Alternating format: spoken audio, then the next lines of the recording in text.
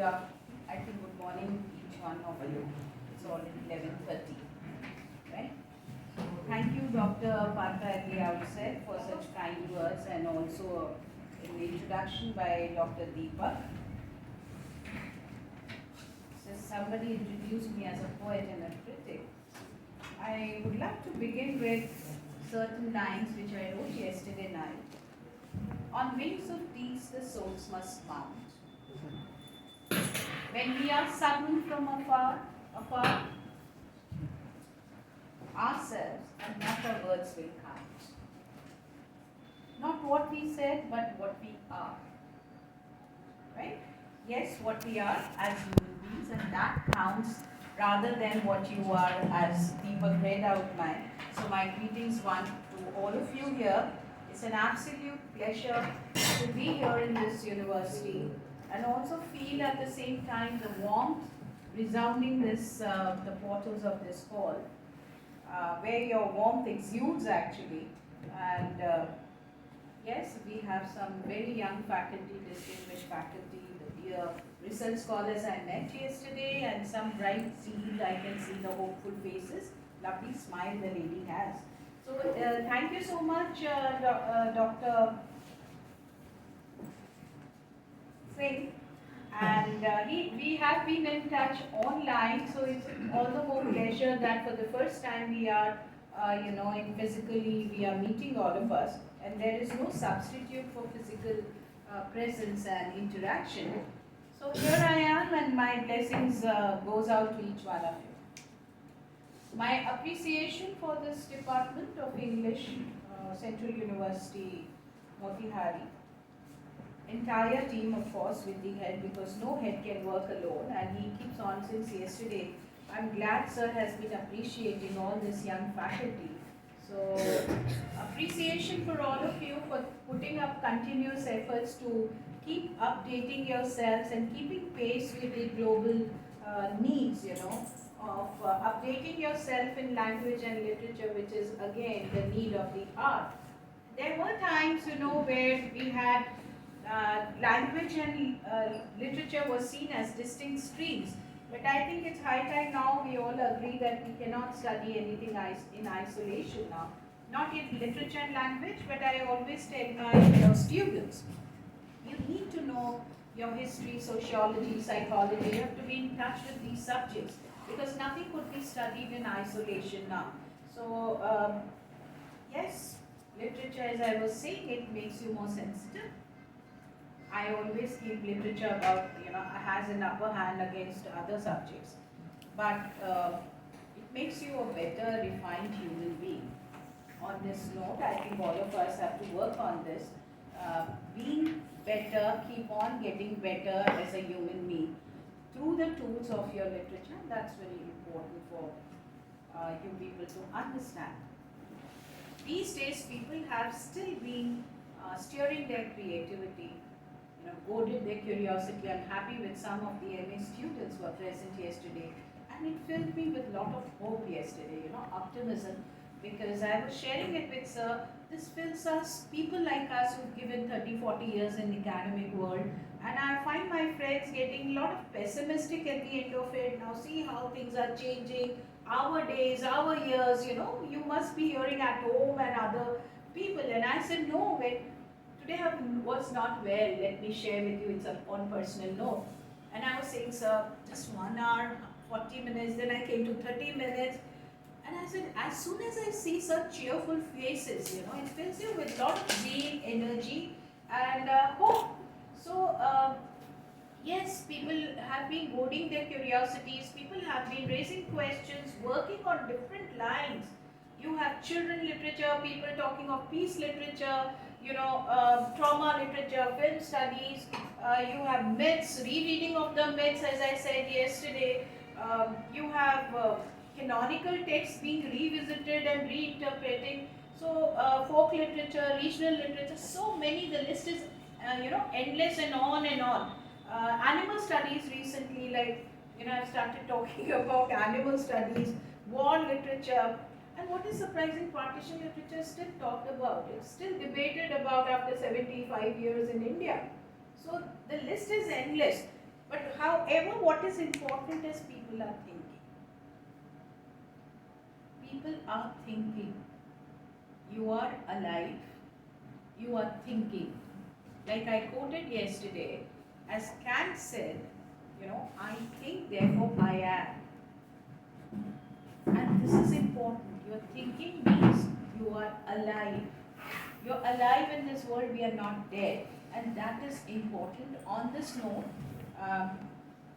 I take over to my deliberation. See, we have been debating about a lot on post-colonial literature, post-colonial studies, which interrogates, revisits, revolts, reacts. We use all these words with post-colonial studies, that how we go to the past and what it stands for: investigation, questioning, reconstruction, decolonizing. We use these words for post-colonial studies.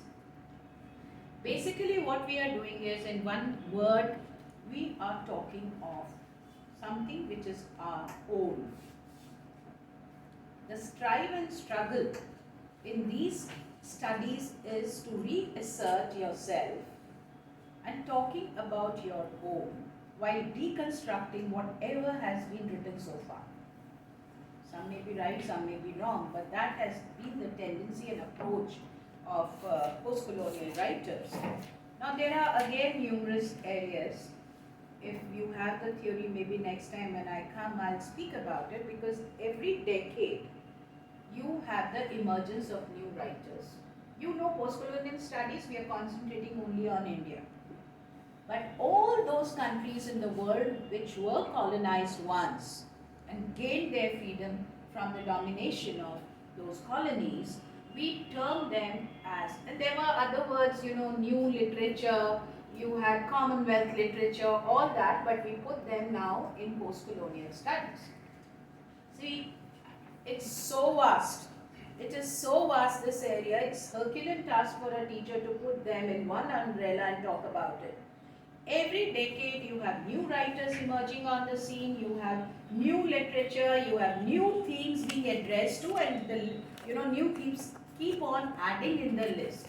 So I would always suggest the students who are talking about what is colonial studies, what it addresses to, look at the stages, and then come to what is post-colonial, because unless you understand colonial studies, you cannot talk about both. It makes things much easier.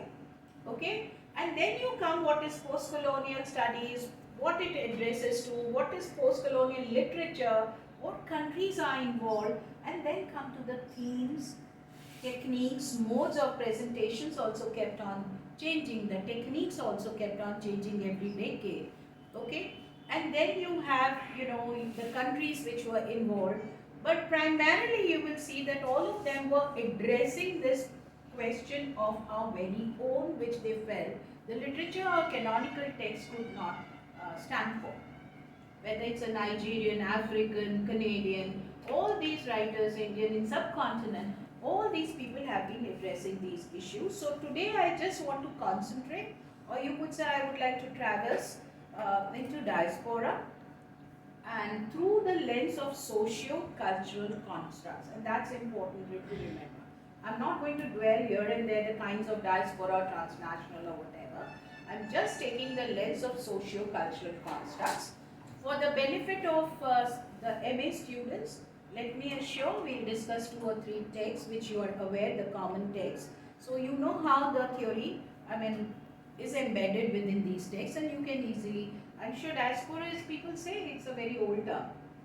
Sometimes people get bored of talking this term, And diaspora, we have one meaning, but let me tell you, it has traveled all the way years and years, and what you see today is something different what we started with the meaning.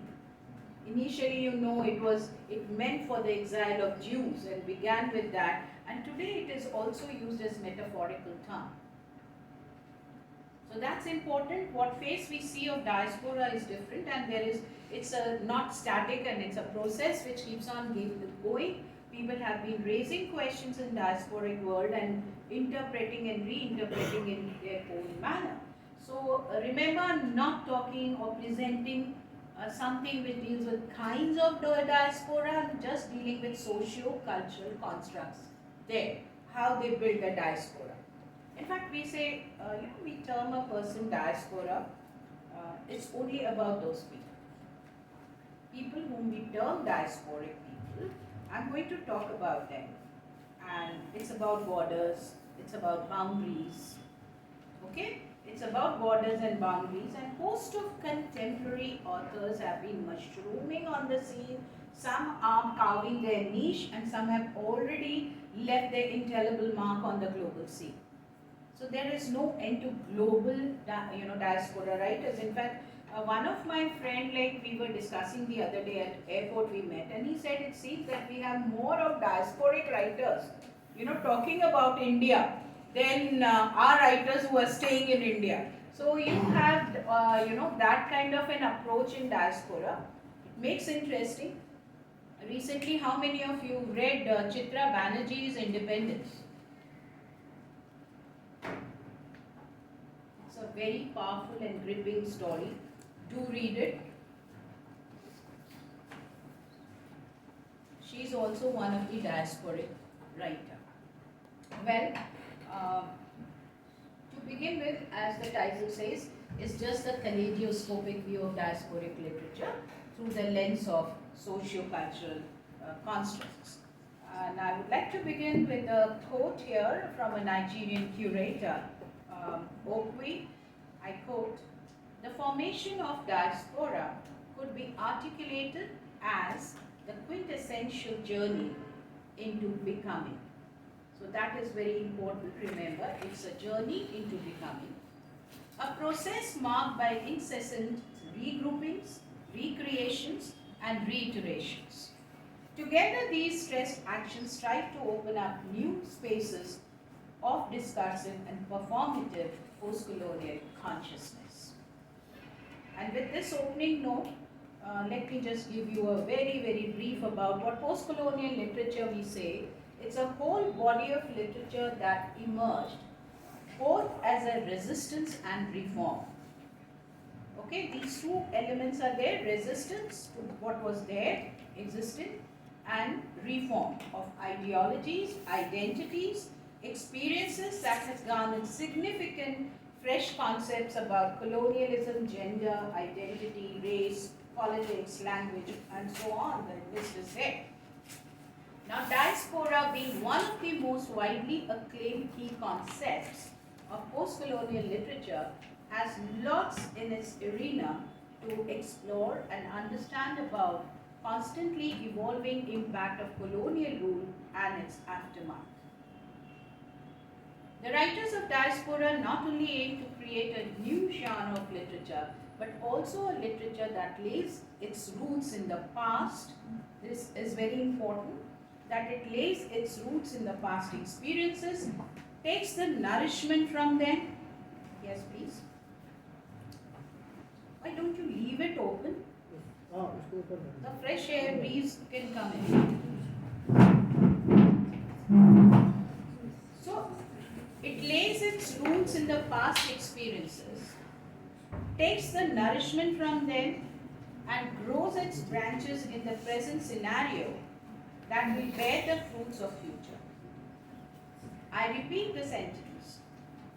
This literature lays its roots. Why don't you come here?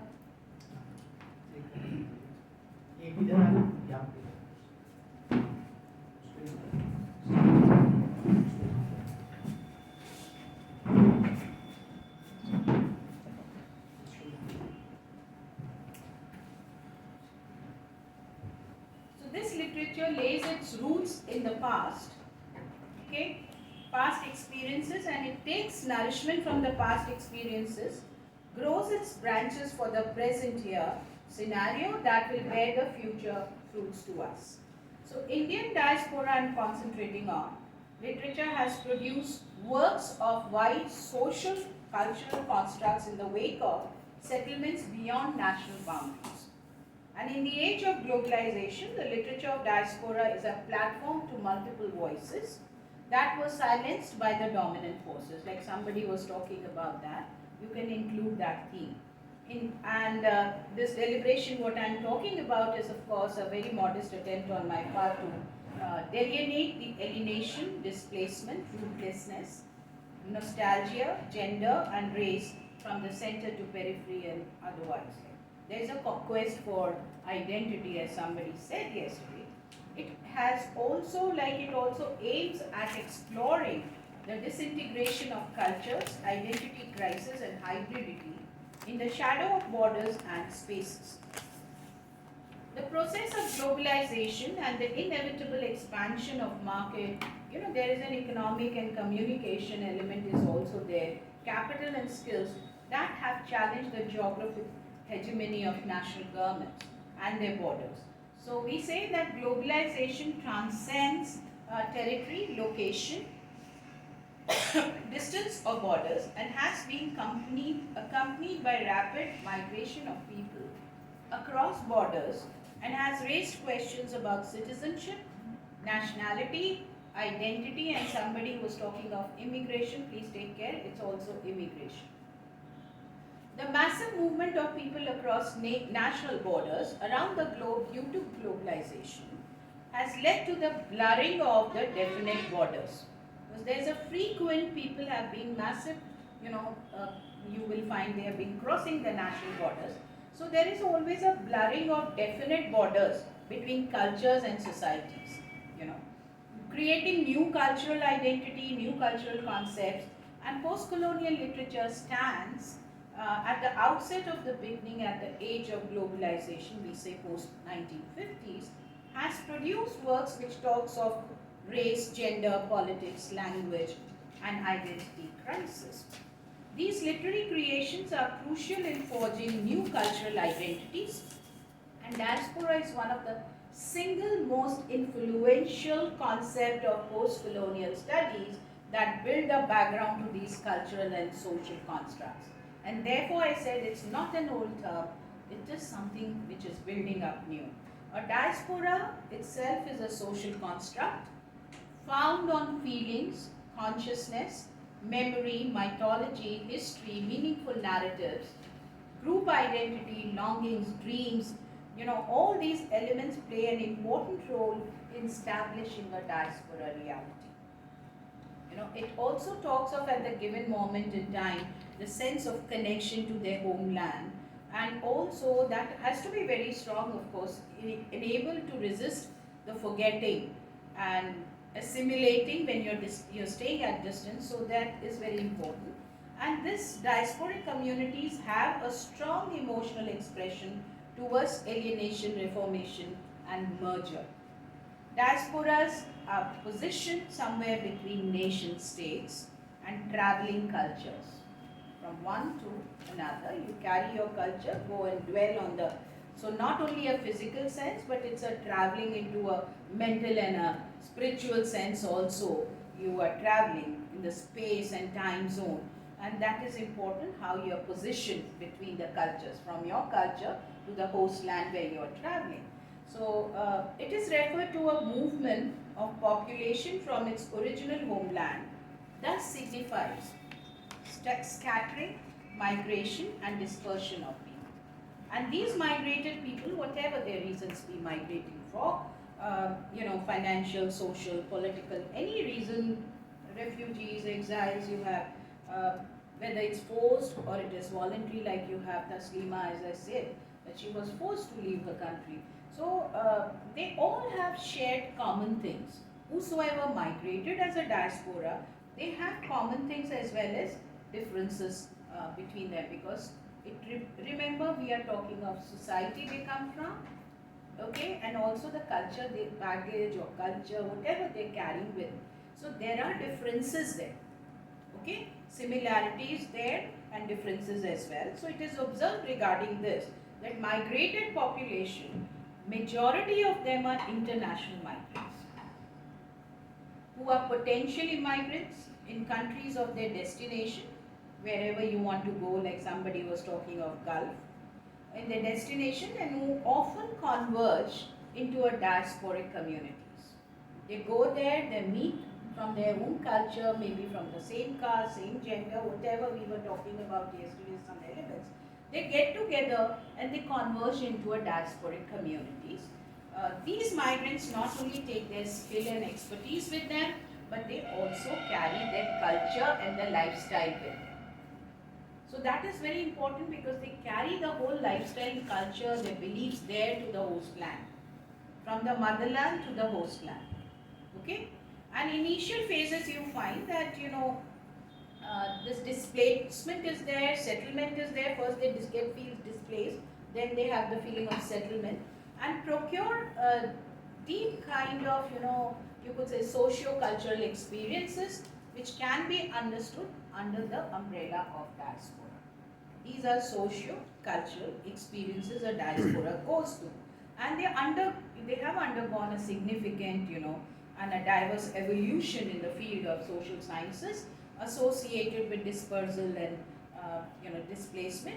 The term diaspora has outgrown what it was understood earlier beyond any kind of human migration or mobility in the recent decades. It has gained a new name now, okay, new meaning. So it has connotations now. It doesn't stand for one meaning, it has various connotations now. Now, initial phases, mostly the migrants suffer from the pain of being far off from their homes. Okay, there's a longing, there's a desire, nostalgia, the memories of their motherland, the anguish of leaving everything behind what was familiar and entering into an unfamiliar world. Settlement in foreign land makes them experience dislocation, which in turn results into a break from their old identity. And that creates a conflict in their mind and, a frustration with that. Okay?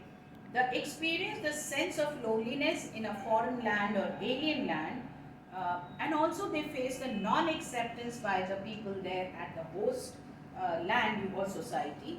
They also experience ethnic discrimination. So it's not non-acceptance, sometimes rejection, but also on the part of ethnic discrimination. These immigrants struggle. They attempt, of course, to assimilate, adapt and amalgamate with the society of their host country, and there's a whole struggle goes on. Loneliness of the motherland, okay, landing in the alien land and then not being accepted by them. So all this they go through there. So attempts of adaptation and adjustments are not without the concern of retaining their original culture. There is a danger, right? So they keep on thinking about an attempt of the marginal group. They become marginal. They want to protect their own culture against the dominant host group, and this goes on, the struggle. And therefore, you find it is observed that going back to the original land, it's a natural desire of these many diasporians. But then it becomes a utopian longing for many. On the other hand, strict alliance and co-ethnic members in the host land where you have already gone now. Okay, motherland is what you have left. There are three elements you have to keep in mind: motherland, host land, and then host-land is the country where you are now living. So contradictory feelings of loss, same time with gratitude, frustration, hope. So these are the emotions which keep on going with them. Joys and sorrows lie at the core of diasporic position. And to make matters even more complicated, the members of this diasporic community may also differ within them. In the communities, they also may differ with the race and gender and class or ethnicity.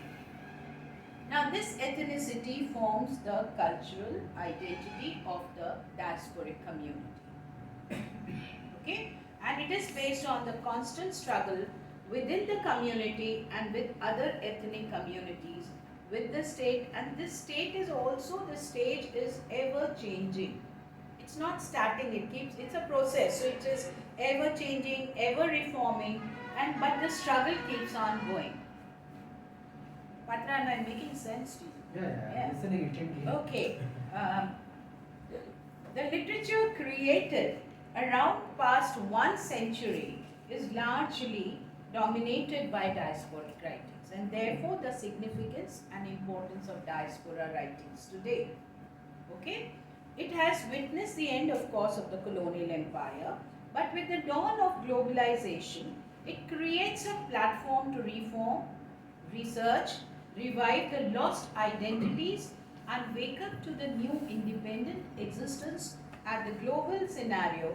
And somebody referred yesterday, so I wrote with a pencil today morning, Peter Barry. Who was the gentleman who referred to that? Well, Radio. Oh, he was keeping quiet. Read the three stages, and therefore I said very close to the diasporic writing. Peter Barry gives these three stages, where he says the three stages are what you see in post-colonial literature: adopt, adapt, and adapt. These are three. So you will have to talk about these three stages in post-colonial, wherein the first phase implies an acceptance of the authority. It is also observed as adopt phase. You want to adopt.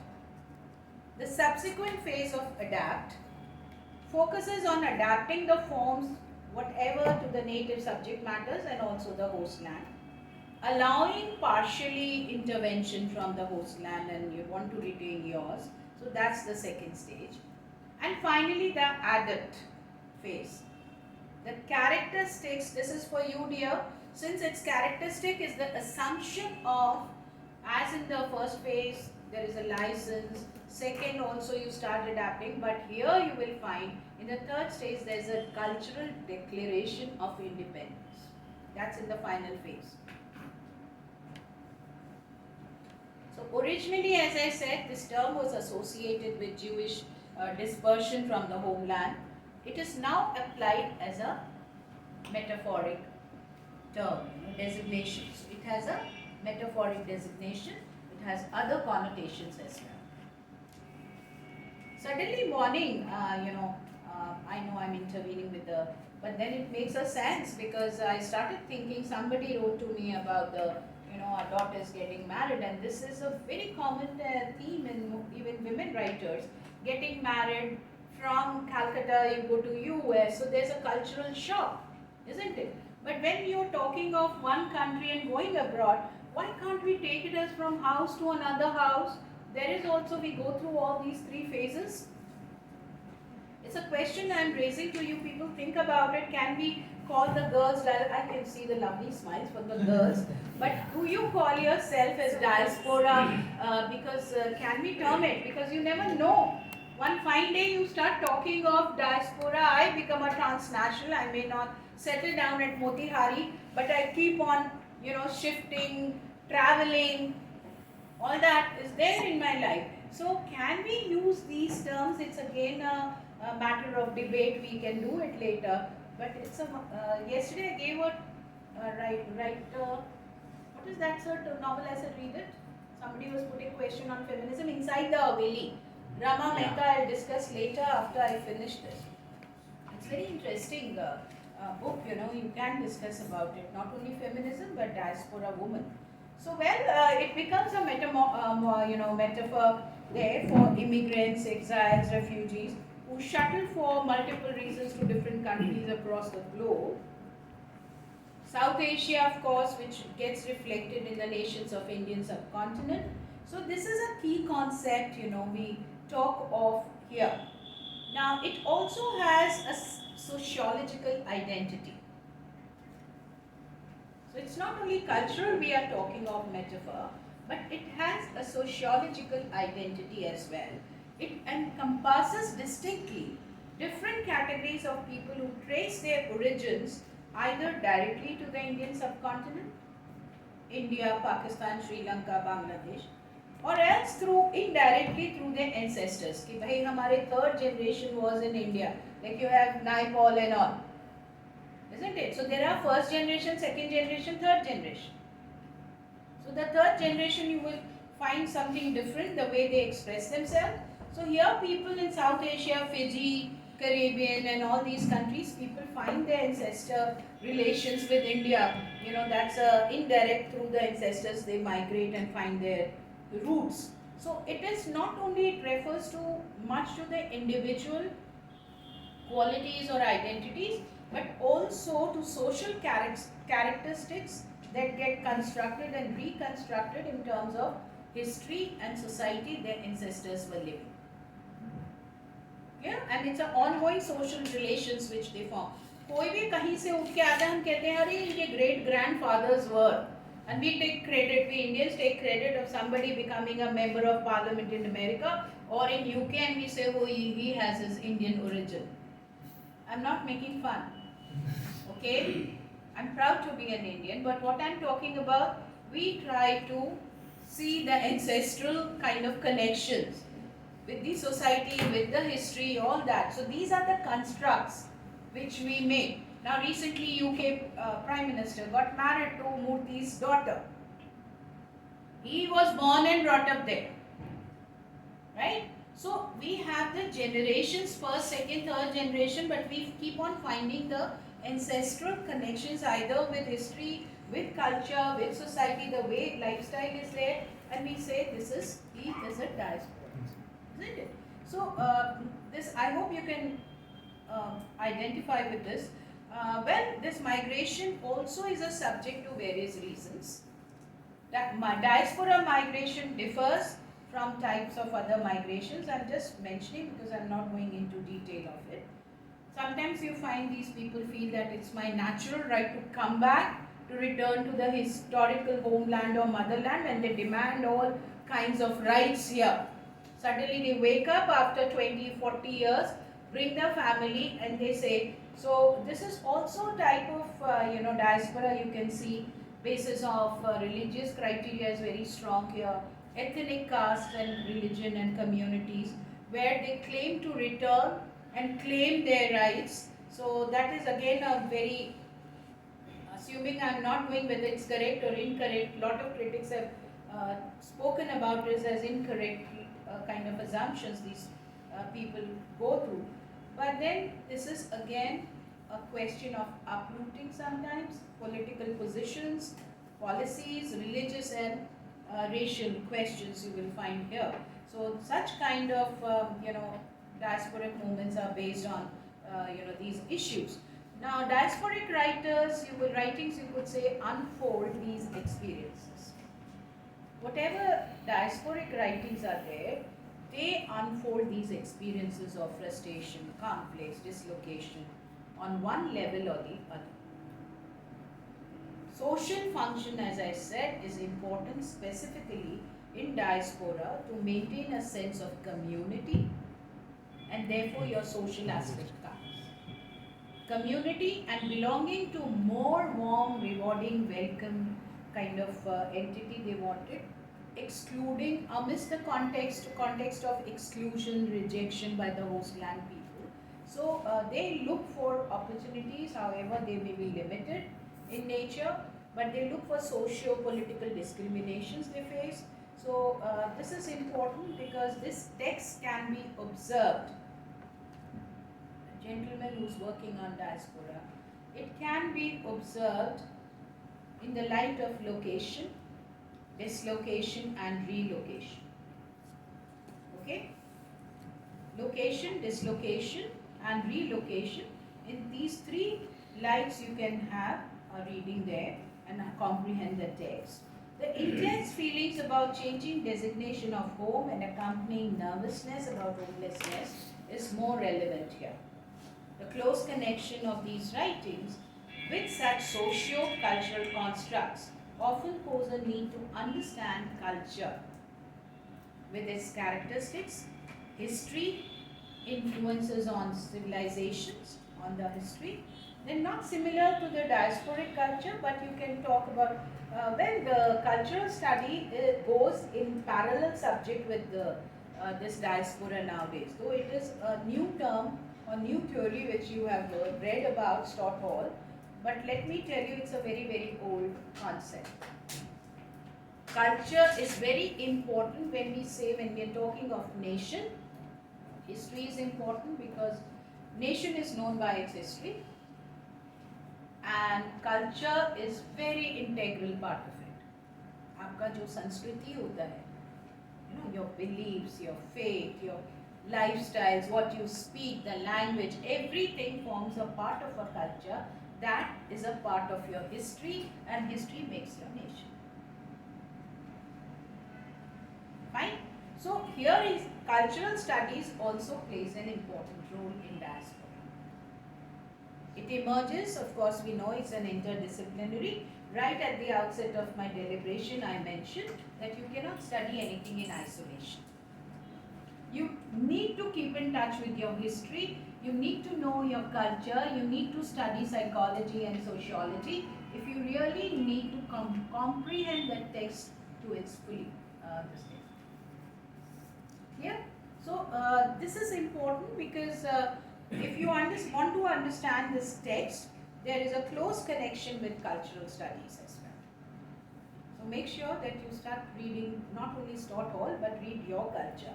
It's an interdisciplinary field of research, and it also explores the culture that creates, it transforms the individual experiences, it also transforms everyday's life, the social relations, it transforms the power relations, all that is inbuilt here.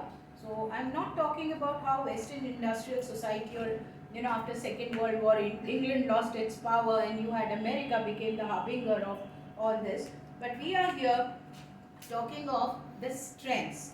So combining the strengths of social sciences, when we are talking of humanities, cultural studies draws on methods, on sociology, communication studies, you have anthropology, you have history, all these are there. By working on the across the boundaries, we can answer, find the solutions with the questions raised in the world today, and it provides us tools also, the solutions, the cultural studies, the questions which are raised in the diasporic world now. And Stott Hall, of course, most of you must have heard, British sociologist. He had expounded this cultural study as interdisciplinary. The research scholars, I'm sure, are aware, but MA scholar students, of course, right word I use here, are scholars. So he gave us a separate discipline in 1983, and he called it cultural, Stott Hall. It was eco-criticism, as if it existed in our culture, always. It was a part of a lifestyle. But, and the kind of, it appears to be prima facie, it doesn't, it was during the Vedas and Purans also this eco-criticism was existing. But what happens is we start accepting when it comes from Western world to us. And similarly, let me tell you, you can open it please, I have no issue. So for culture, you will find that culture had been very, very rich element of India. You see thousands of years you find the culture, जैसे हम बोलते हैं लोगों का संस्कृति खत्म हो गया. Something was there and a beautiful shade is there कि भाई कुछ तो हमारे में वो होगा जिससे आज हम लोग So that kind of culture we have. And today we are talking 1980s onwards about cultural studies. And Stott Hall, a British sociologist, has spoken about, and he argues, he says, it is not a term which elite people are fancied, how it is fancied or seen, but it is simply, and I repeat for you students there, it is simply experience. It is experience lived, it is experience interpreted, and it is experience defined. These three terms are there in cultural studies, he says, and it can tell you a lot of 100 things about the world. It could be politics, economics, not alone, but it tells you the traditional studies has also come up as a new this thing. So cultural life is not only what we talk about, but under its domain you have lot of collective elements there, and that grapple with with them. You have the changed communities there. So you got to understand the diverse groups which exist in the society. So socio-cultural elements are important, and how you have to come in terms with history, community, and the challenges which we face with the futures. Cultural themes, expressions, constructs always remain integral to diasporic literature and have been explored in the context of Indian diaspora. There is much of cultural mixing in the post-colonial era that has given birth to hybrid culture. This is what we speak about from Homi Bhabha also. But Graham Hubin asserts that present era is the era of hybridization.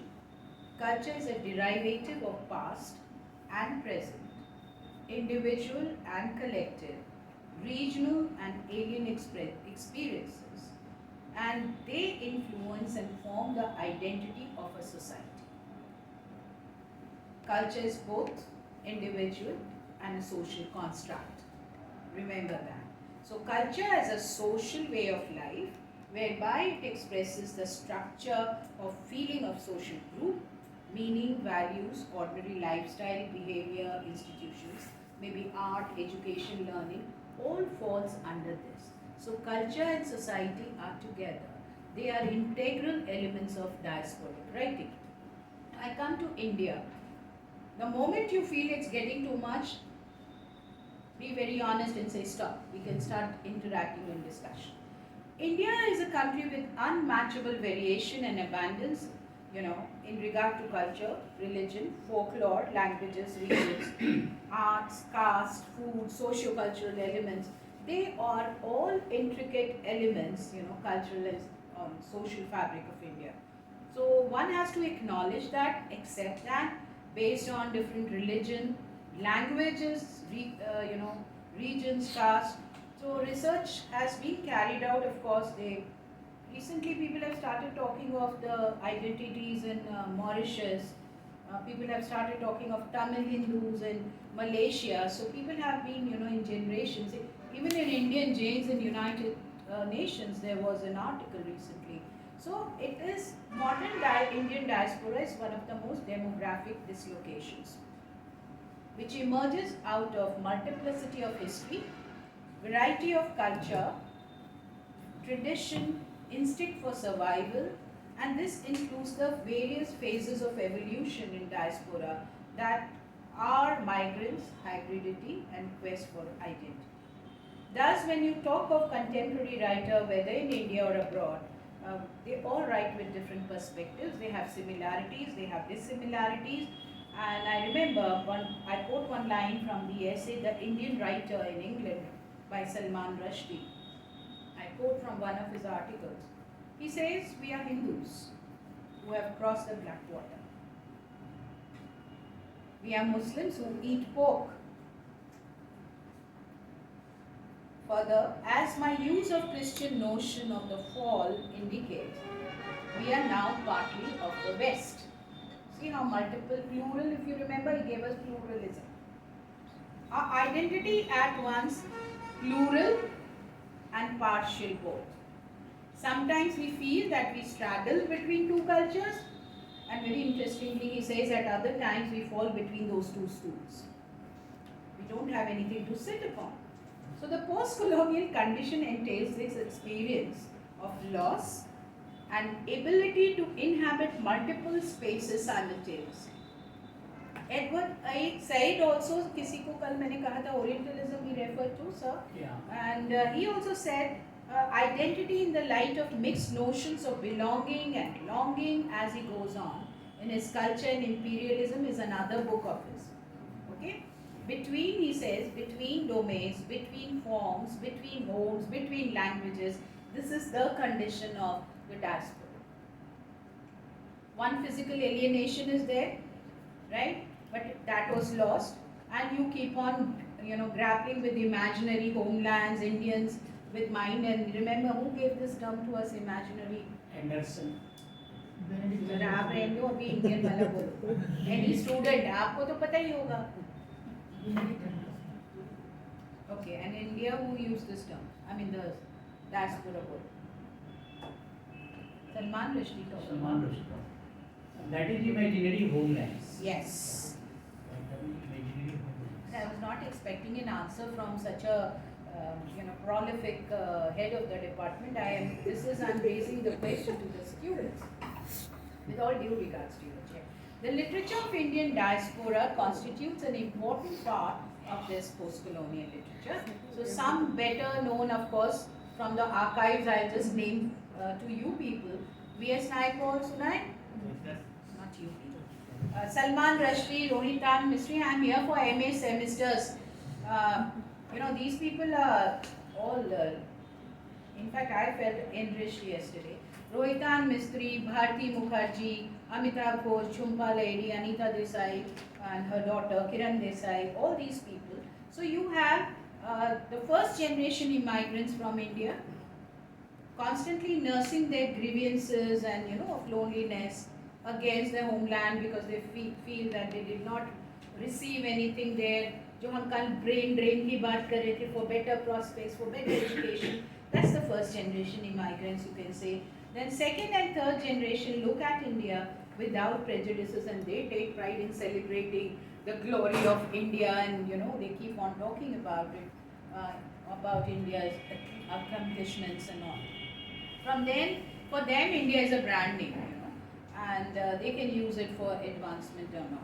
This feeling is there, and that you can find in the writings of young people.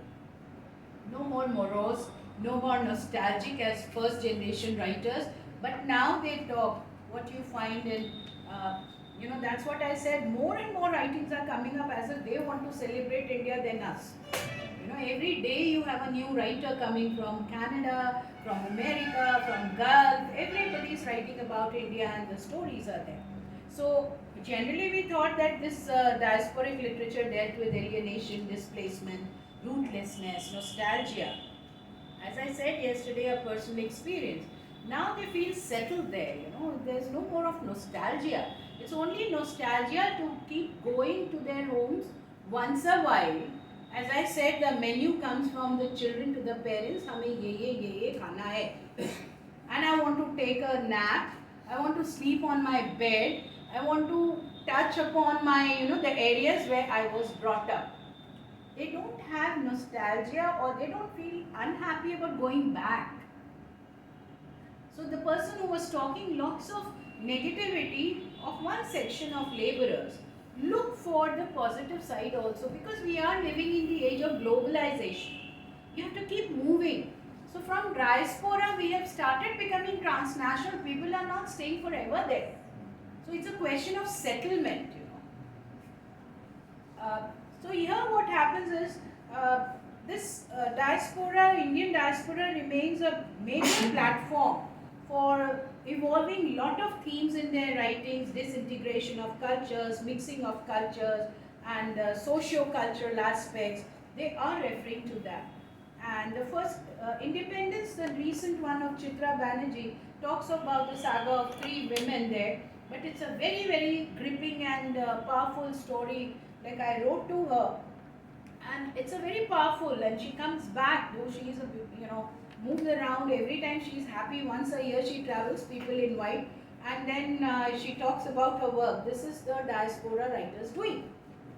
They come, publish their books here, and we look for so and so writers come down from there. We don't look upon our Indian writers who are sitting here. I mean, they are also Indian, of course, but then they come with a message: I'm there in India for 2 months, I'm there in India for 3 months, and people in the whole list of competition among them, I have invited Chitra, or I have invited Jhumpa Lahiri, or anybody. So this goes on here. So the other way around, if you see, they are better placed. It's not only physical diaspora, it's mental diaspora also we people are living here with. Of spaces, of spiritual diaspora, so many diaspora connotations are there. Metaphorically, as I said, this term has gained its space today with that. So there is one critic who wrote a beautiful book, Parmeshwaram, on diaspora studies, and Uma Parmeshwaran, and divides into a series of phases. First phase is of nostalgia for the homeland, left behind, okay, with a mingle with the fear. That is the first phase, nostalgia for your homeland, but you are going there, entering there with lot of fear. Okay, fear in a strange land. Kaisa hoga, kaise honge, whether we will be accepted on that. The second phase here, she explains that diaspora goes through these busy adjusting with the environment. And there is a little creative output. She said, Uma also is a diaspora writer, let me tell you. The third phase is the shaping of diaspora existence involving themselves in ethno-cultural social issues. This is what she says. That's the third stage, ethno-cultural, because there's a struggle and you keep on shaping your existence there. The fourth is, finally you say, we have arrived. UK Prime Minister has arrived. Chitra Banerjee, Uma Parmeshwaram, and all these writers have arrived. We are the rulers, accepted, and they start participating in the larger world globally. Right? So these are emotional, I feel, the journey, what Uma explains to us, that how there is a fear in the strange land, then we grapple, we struggle, and so therefore we can't concentrate on a creative output. Then third, we say, all right, we are shaping our existence there among those communities. And finally, we say we have arrived. Okay, we are winners there. So as a diaspora writer, experiences cultural, geographical, and emotional displacement. So it's not only now political and geographical, it is also cultural and emotional displacement we are talking about. It mirrors the plural identity of the writer there. Their writing is characterized by pluralistic vision. So you will have the pluralism there in the discussion. So you are doing only from one side. You have to look for the other side as well. There is a constant shifting between two words. Voyaging back and forth between two locales. Sir is looking at the guests. Feeling sleepy, sir? No, it's okay, ma'am. Okay. So the immigrant writer is not merely the author who speaks about immigrant experience, but one who has lived in, experienced, his response in the terms of words, images, metaphors. It all falls. It's just getting a little too cold. Sorry, cold. Yes. I'm okay with it. Well, now a very important things I'm talking, just please, I would request you all not to do this. These novelists, they investigate the cultural displacement and its impact. The uprooted immigrants face varied situations, problems, and two important, you will see, rejection and acceptance. Okay? Rejection and acceptance. If accepted, the problem would be an adjustment, coping with anxiety, monotony, disappointment, isolation.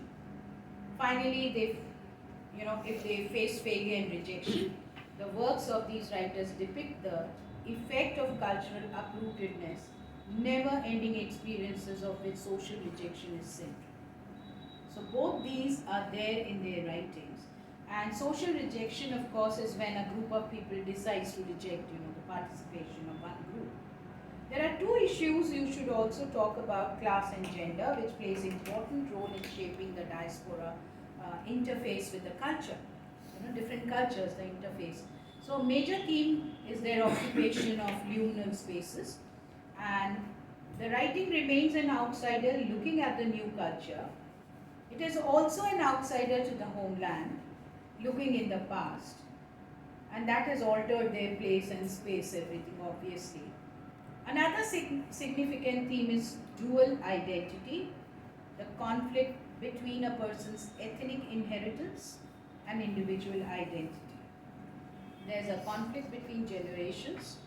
Very interesting stories are there, especially Jhumpa Lahiri and others, between mother and fathers, one generation who wish to preserve their cultural ethnicity, then children want to have the liberty and want their individuality, and you'll find the generations, there's a clash over there.